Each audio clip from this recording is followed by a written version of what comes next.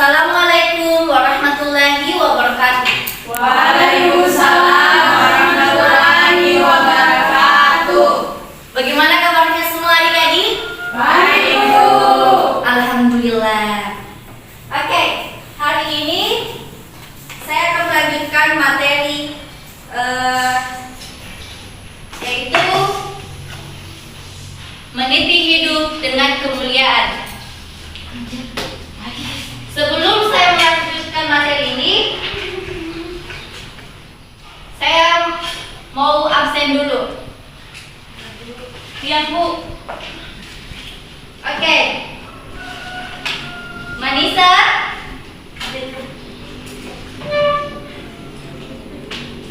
Rizky. Hadir, Bu. Putriani. Hadir, Bu. Oke, mulai ya hadir semua. Ya, Bu.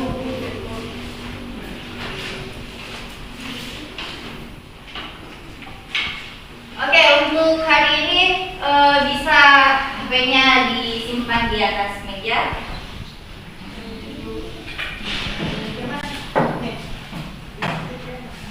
Oke.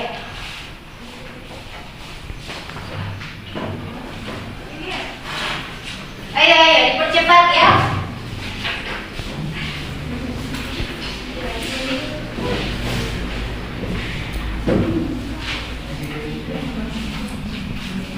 Ada juga. Kursinya diisi dong yang bagian depan. Ayo.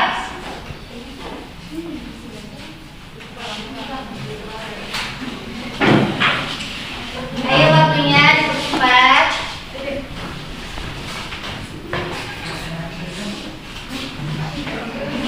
Ayo isi.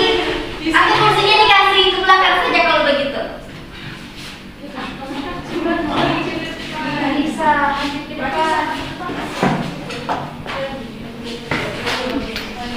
Oke, tiga kursi dikasih pindah saja ke belakang kalau begitu ya.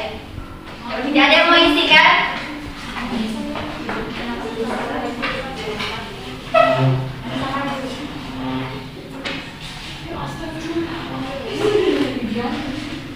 Manisa, ayo ke depan. Sudah ada visinya, belum ada isinya satu. Belum ada, ayo.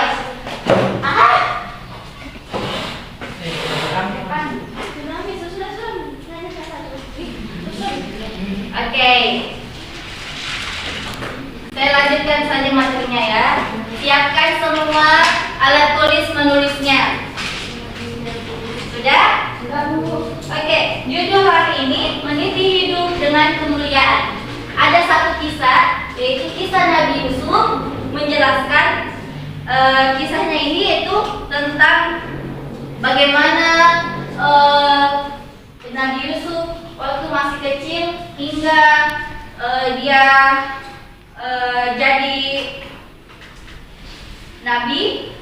Di sini hidup mulia atau mati sahih sebuah ungkapan yang bermakna secara mulia atau mati syahid. Jika direnungkan, ungkapan ini maknanya sangat dalam. Hidup mulia adalah dambaan setiap manusia. Ketika hidup di dunia, mati syahid adalah salah satu cara untuk mendapatkan anugerah Allah.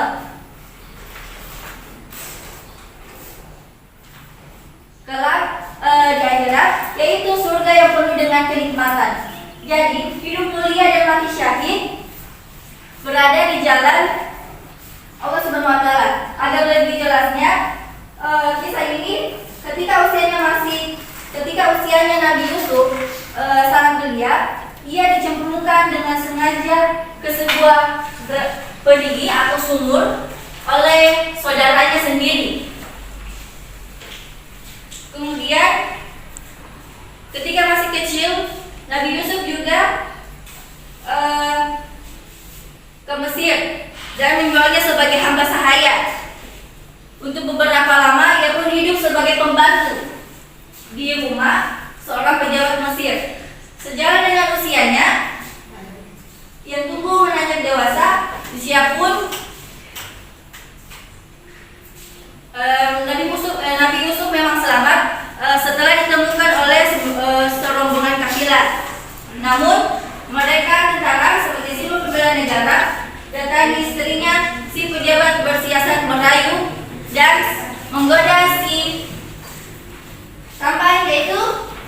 Nabi Yusuf. Jadi Nabi Yusuf itu tampan ya? Ya, Bu. Oke. Inilah ujian yang amat berat. Karena pada akhirnya Yusuflah yang kemudian menjadi tertuduh. Walaupun dia yang digoda, tapi Nabi Yusuf yang tertuduh bahwasanya melakukan perbuatan mesum kepada majikannya. Kata Yusuf, "Wahai Tuhanku, penjara lebih aku sukai daripada memenuhi ajakan mereka kepadaku." Jadi dia lebih memilih di penjara daripada memenuhi ajakan majikannya. Seperti yang kalian ketahui, Nabi Yusuf akhirnya memang di penjara. Inilah yang memilukan dari kehidupan manusia. Apa yang selanjutnya terjadi terhadap Nabi Yusuf alaihissalam?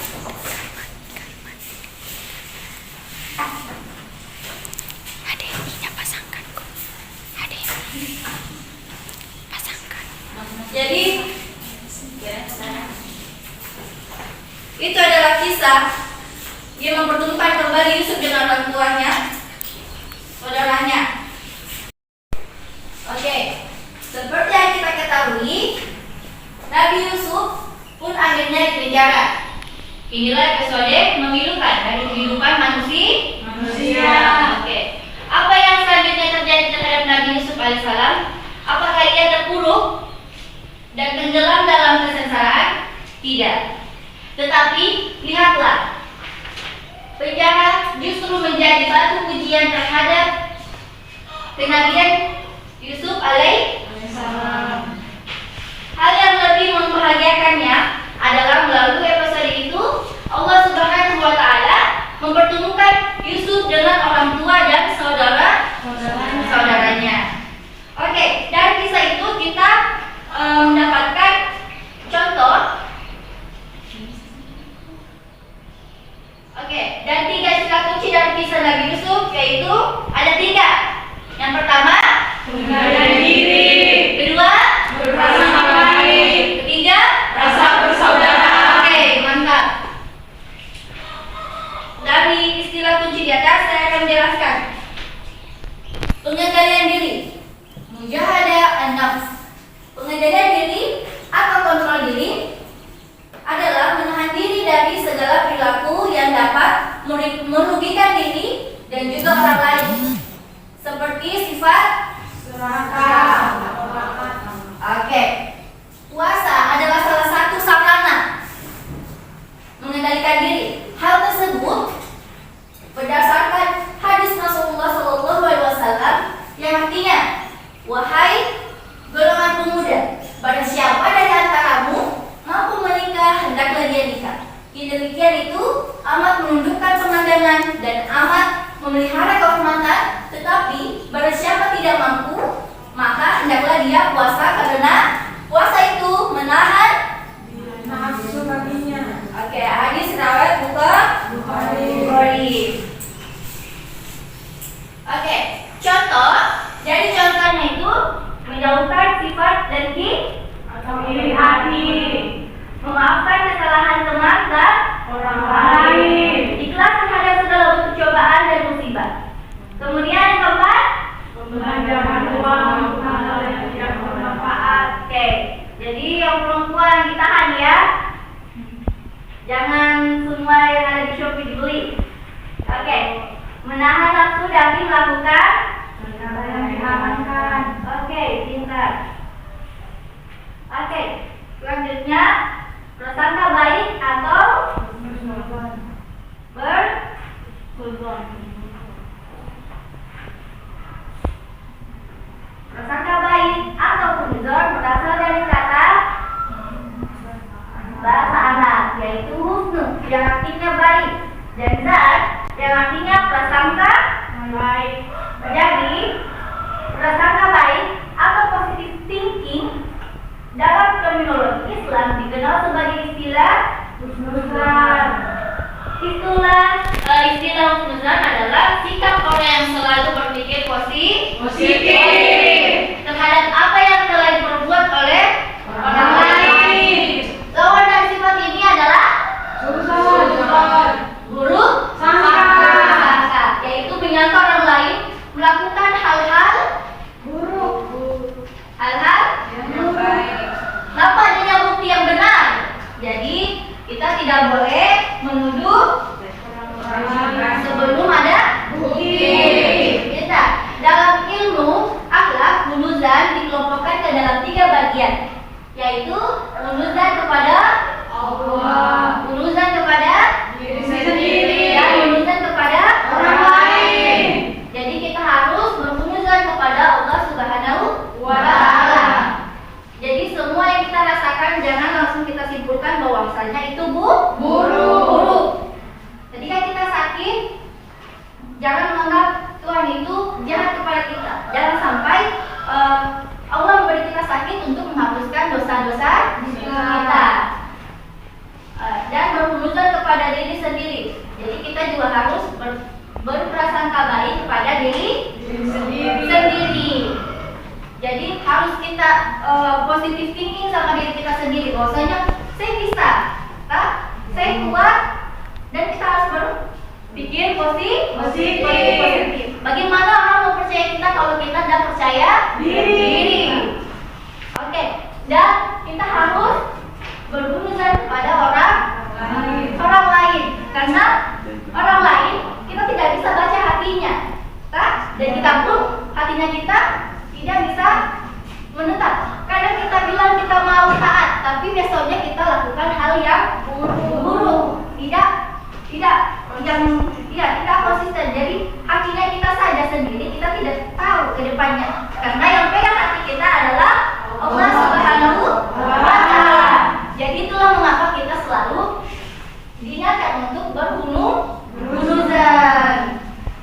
Harus berprasangka baik. Oke, selanjutnya ini dia contohnya. Contoh dari berprasangka baik yaitu Tidak berteman. yang kedua, Tidak menyebarkan sebuah berita. tanpa Mencuri. Oke, yang ketiga, Selalu meyakini bahwasanya apapun yang Allah berikan adalah hal yang terbaik. oke, Manisa coba baca yang keempat. Ayo. Yang keempat. Oke. Adikku Manisa bisa mungkin keluar dulu. Keluar dulu ya. Kasih fokus dulu gitu. Oke? Harus fokus ya. Ya, Bu. Oke, yang kelima. Menerima apa yang telah berbuat yang Allah berikan kepada kita. Menerima apapun kemampuan yang sudah Allah berikan terhadap diri Kita. Yang saya jelaskan tadi, kita harus percaya diri.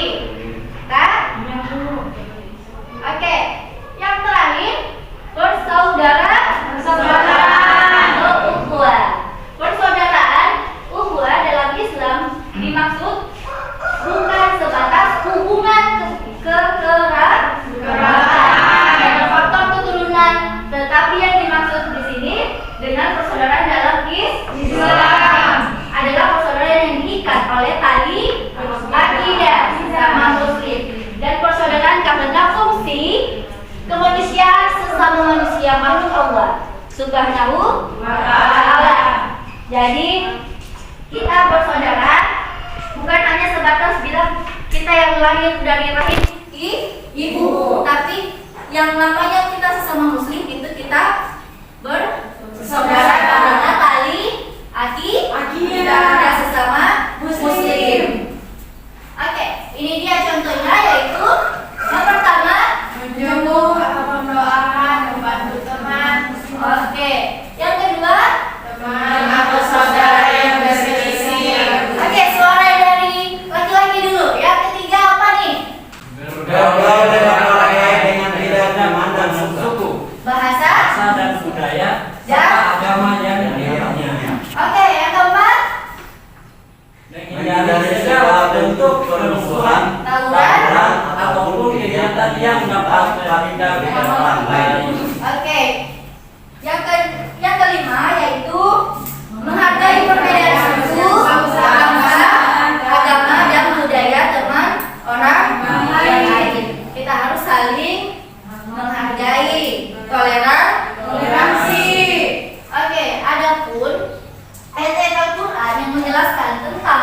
bela diri, dalam prasangka baik dan persaudaraan. Itu ada 2 ayat sama-sama di surah Al-Hujurat. Yang pertama yaitu surah Hujurat ayat 12.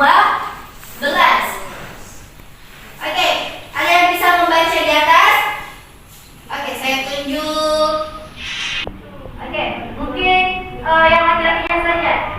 Amal bisa dibacakan surah Al-Hujurat ayat 12. أعوذ بالله من الشيطان الرجيم يا أيها الذين آمنوا اجتنبوا كثيرا من الظن إن بعض الظن إثم ولا تجسسوا ولا يغتب بعضكم بعضا أيحب أحدكم أن يأكل لحم أخيه ميتا فكرهتموه واتقوا الله إن الله تواب رحيم. Oke, Masya Allah. Itu dia surah Al-Hujurat ayat 12.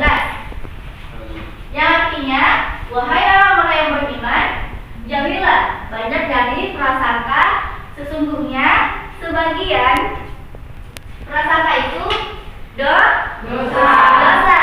Oke, dan janganlah kamu mencari-cari kesalahan orang lain, dan janganlah ada di antara kamu yang sebagian yang lain. Apakah ada? Oke. Apakah ada di antara kamu yang suka memakan daging saudaranya yang sudah mati? Tidak. Tentu kamu merasa jijik dan bertakwalah kepada Allah. Sungguh Allah Maha Penerima Tobat, Maha Penyayang. Dan ada lagi ayat di surah Al-Hujurat yaitu ayat 10. Ayat 10 yaitu yang bunyinya innamal mu'minuna ikhwatun fa aslihu baina akhawaykum wattaqullaha la'allakum tarhamun. Yang artinya sesungguhnya orang-orang mukmin itu bersaudara. Karena itu damaikanlah antara kedua saudaramu yang berselisih dan bertakwalah kepada Allah agar kamu mendapat rahmat. Jadi ketika ada temannya berantem, apa yang kita harus lakukan? Mendamaikan. Oke. Dan ini hadis yang menjelaskan tentang pengendalian diri yang mulia hadisnya. Orang yang perkasa bukanlah orang yang menang dalam tetapi orang yang perkasa adalah orang yang mengendalikan dirinya ketika marah. Hadis riwayat Bukhari dan Muslim.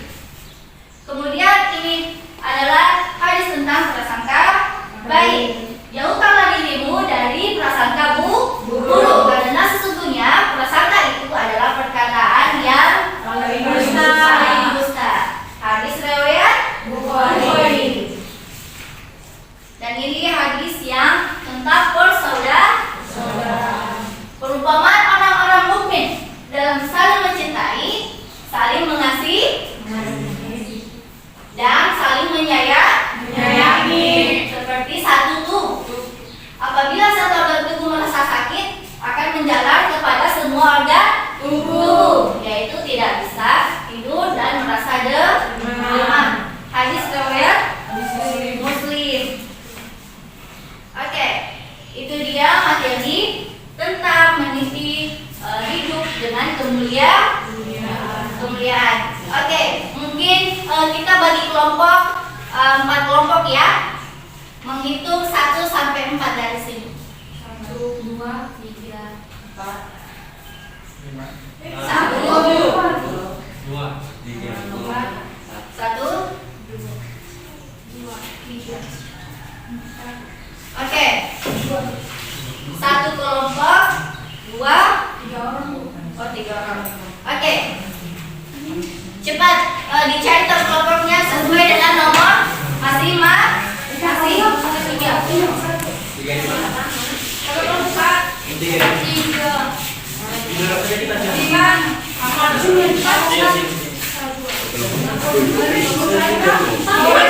Di sini doang.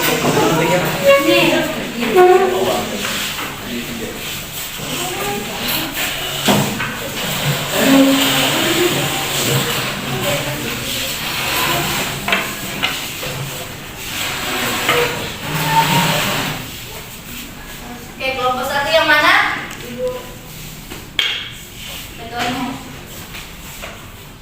Kelompok 2. Kelompok 3. Kelompok 4. Oke. Dibaca-baca dulu materinya dan setiap kelompok membuat pertanyaan dan diopor ke kelompok yang di dekatnya. Kelompok ini kelompok berapa tadi? 3. Opor ke kelompok 4. Kelompok 2 opor ke kelompok 1. Kelompok 1 opor ke kelompok 2. Begitu ya? Saya kasih waktu 5 menit untuk baca dan buat pertanyaannya. Berapa pertanyaan? 1. Masing-masing kelompok 1 pertanyaan.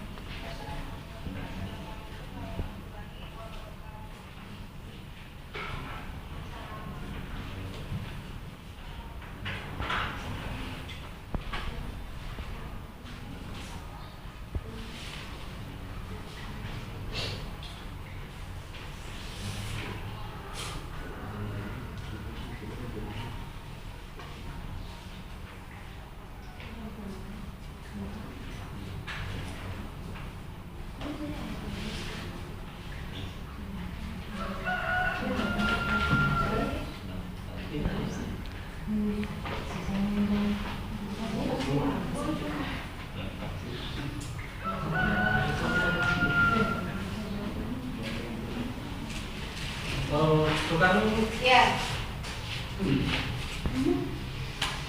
Oke, ayo ditukar. Oke. Oke, sudah ditukar. Dijawab ya. Waktunya 5 menit dari sekarang.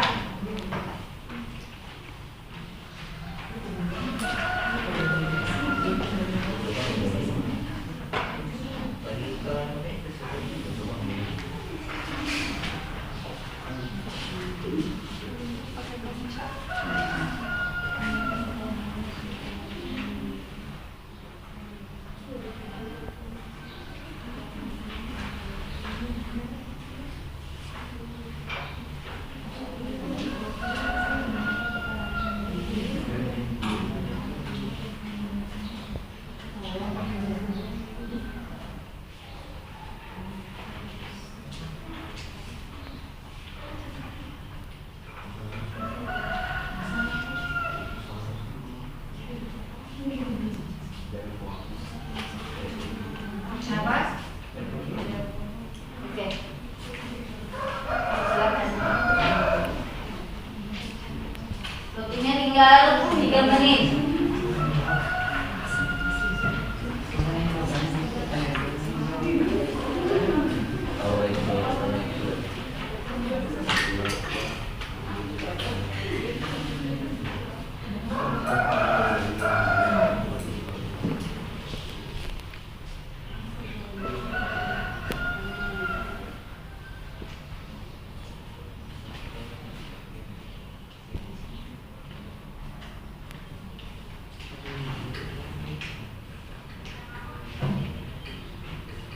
Tiap kelompok tunjuk satu temannya yang akan mempresentasikan jawabannya.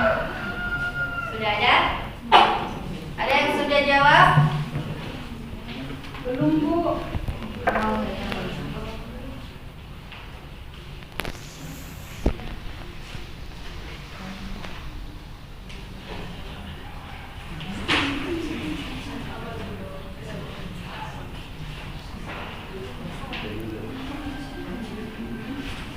Oke, kelompok 1 bagaimana?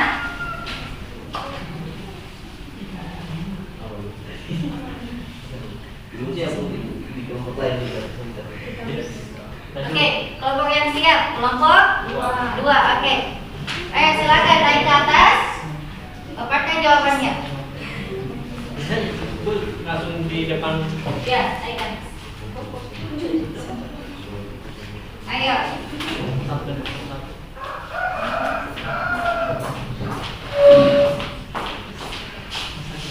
Baik, saya dari kelompok 2 akan menjawab pertanyaan dari kelompok 1 yang pertanyaannya, jelaskan apa yang dimaksud pengakuan pengendalian diri dan berikan contohnya.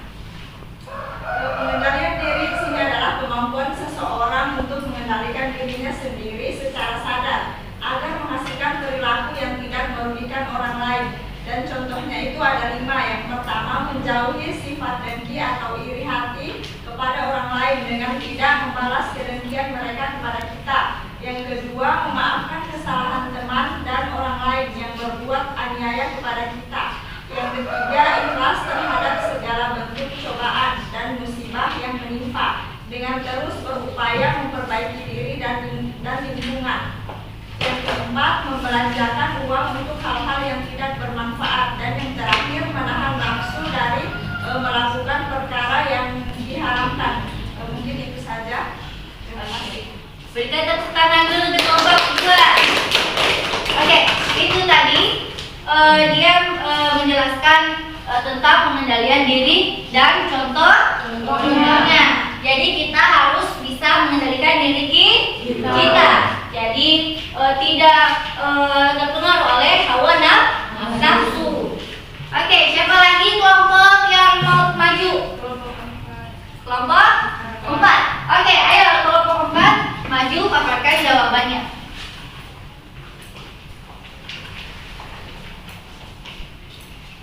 Oke, baiklah. Perwakilan dari kelompok 4 saya akan menjawab pertanyaan dari kelompok 3. Pertanyaannya, sebutkan contoh prasangka baik dalam kehidupan sehari-hari dan sebutkan surat prasangka baik. Contohnya yaitu tidak menuduh teman melakukan kesalahan tanpa adanya bukti yang jelas, tidak menyebarkan sebuah berita tanpa ditelusuri terlebih dahulu kebenarannya, selalu meyakini bahwasannya apapun yang Allah berikan adalah yang terbaik untuk kehidupan kita. Adapun surat yang menjelaskan mengenai prasangka baik terdapat dalam surah Al-Hujurat ayat 12. Baik, itu saja. Oke, beri tepuk tangan untuk kelompok 3, kelompok 4. Itu tadi dia membahas tentang prasangka baik. Jadi kita harus berprasangka baik kepada diri sendiri, kepada Allah dan orang lain. Oke, kelompok apa? Kelompok yang selanjutnya? Kelompok 1. Kelompok 3. Oke. Bismillahirrahmanirrahim. Kami dari kelompok 3 akan menjawab pertanyaan dari kelompok 4. Jadi pertanyaan itu, mengapa kita harus menahan diri dan berikan contohnya, yaitu menahan diri itu yakni menahan diri atau mengontrol diri, mujahadah nafs. Nah, artinya menahan diri daripada perilaku yang buruk, perilaku yang dapat merugikan diri sendiri dan orang lain. Contohnya seperti misalnya kita sedang marah, nah, di situ bisa kita, misalnya sedang marah nih, bisa kita kontrol diri dan ambil wudhu. Nah, kemudian yang contoh kedua itu seperti contoh laki-laki ingin segera tidak lagi menahan diri sehingga dia melakukan perbuatan maksiat, berpacaran. Nah, di situ bisa kita lakukan puasa. puasa sunnah ya. Seperti itu. Oke, beri tepuk tangan untuk kelompok B. Jadi dia menjelaskan contoh lain lagi bagaimana itu menahan diri. Seperti ketika laki-laki ingin menikah, dia berpuasa. Masya Allah. Oke, kelompok yang terakhir, kelompok satu. Apa yang silakan?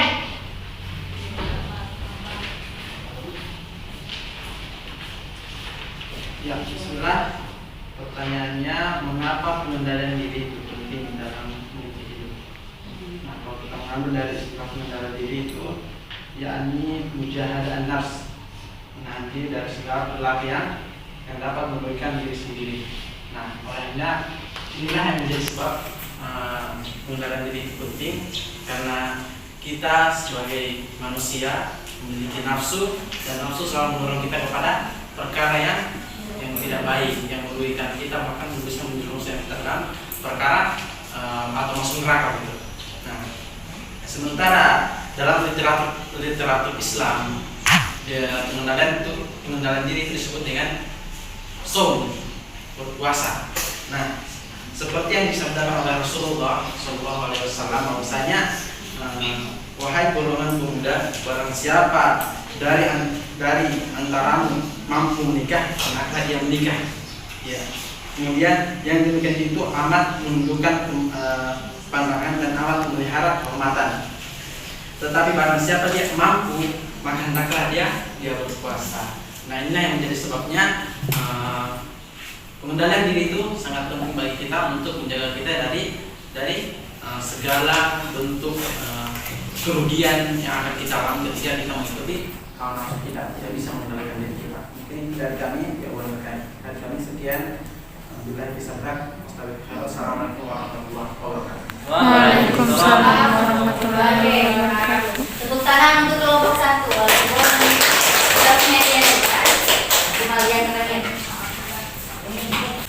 Oke, terus ada yang bisa mengambil kesimpulan dari materi ini, meniti hidup dengan kemuliaan. Siapa yang bisa menyimpulkan materi yang sudah Ibu Guru paparkan hari ini? Ada yang bisa? Ada yang berani? Ayo, tadi sudah belajar bagaimana untuk prasangka baik kepada diri sendiri. Berarti kita harus positif tinggi, maksudnya kita berani. Tidak ada?